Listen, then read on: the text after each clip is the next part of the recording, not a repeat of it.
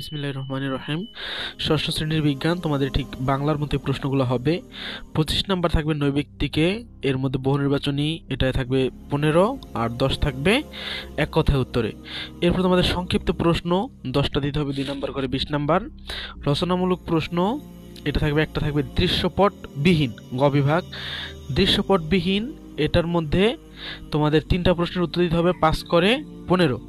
আর খতে দৃশ্যপট নির্ভর, এটা অনেকটা সৃজনশীলের মতো।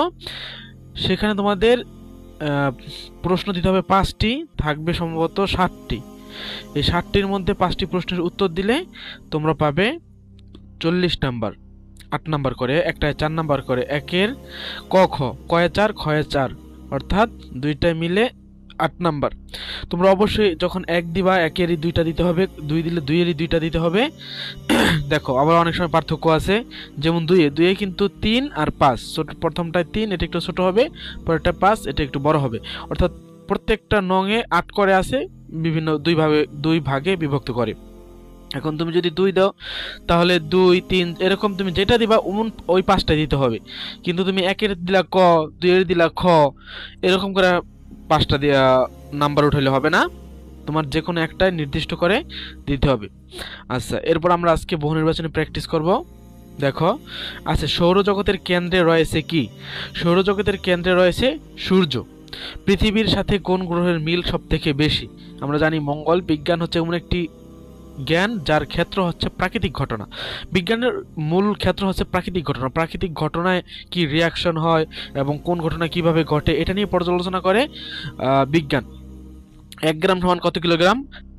তো এইটা অনেকে ভুল করে ফেলো, যে 1 কিলোগ্রাম সমান কত গ্রাম, এটা কিন্তু বলে নাই। 1 কেজি সমান কিন্তু 1000 গ্রাম।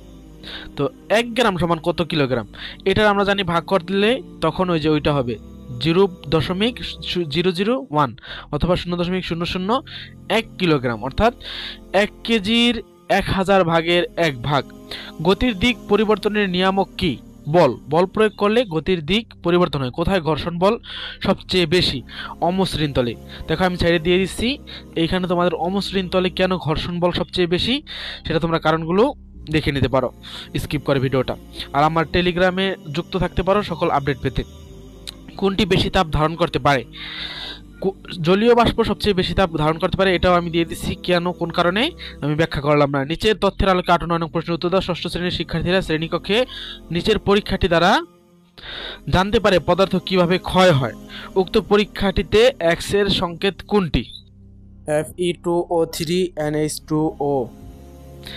ঠিক আছে, এটা হচ্ছে X এর সংকেত। X হচ্ছে এই লোহার দণ্ডটা, অর্থাৎ লোহার দণ্ড পানিতে যদি তুমি মিশাও তাহলে এই পদার্থটা উৎপন্ন হয়। উপরোক্ত পরীক্ষাটি X পদার্থের সৃষ্টির ক্ষতিকর প্রভাব কি? পদার্থটির সৌন্দর্য নষ্ট হয়, ভঙ্গুরতার সৃষ্টি হয়, আর ব্যবহার অনুপযোগী হয়ে পড়ে। তাহলে এই 3টা কারণে যেহেতু সঠিক, তার মানে আমাদের সঠিক উত্তর হবে গহ, সবগুলো সঠিক। দেখো, এরপরে আমাদের প্রশ্ন আছে, নিচের কোনটির সাথে গ্রিন হাউস সম্পর্কিত?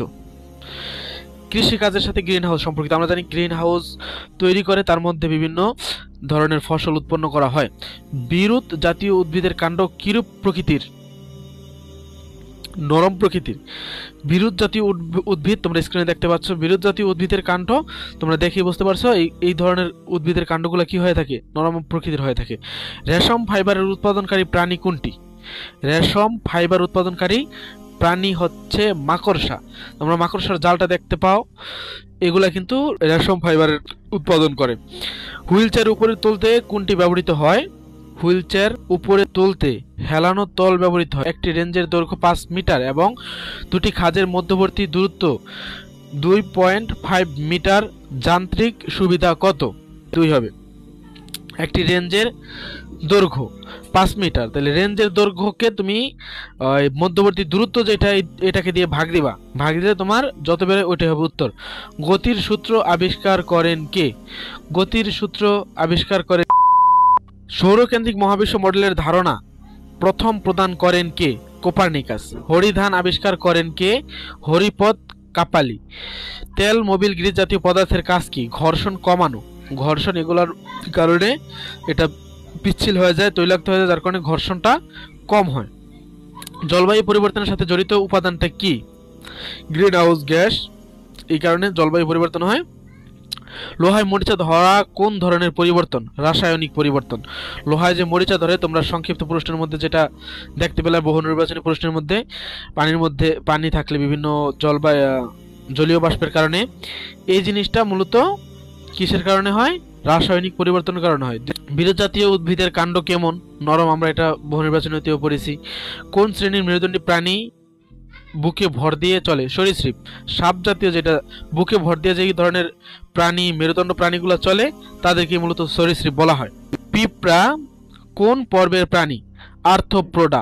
আর্থ্রোপোডা পর্বের প্রাণী হচ্ছে পিঁপড়া। তোমরা এটা প্রথম দিকের অধ্যায়গুলোয় পেয়ে যাবা বিজ্ঞানের। হেলানো তল কোন ধরনের যন্ত্র? সরল যন্ত্র। কুয়া থেকে পানি তুলতে ব্যবহৃত সরল যন্ত্রের নাম কি? কপিকল। সরল যন্ত্র যেগুলা আগের যুগে সাধারণ যন্ত্র হিসেবে, যেটার মধ্যে কোনো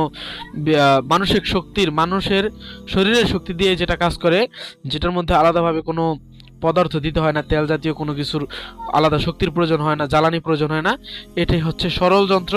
এবং কপিকল কুয়া থেকে পানি তুলতে যে ব্যবহৃত হয়, এই সরল যন্ত্রটার নাম হচ্ছে কপিকল।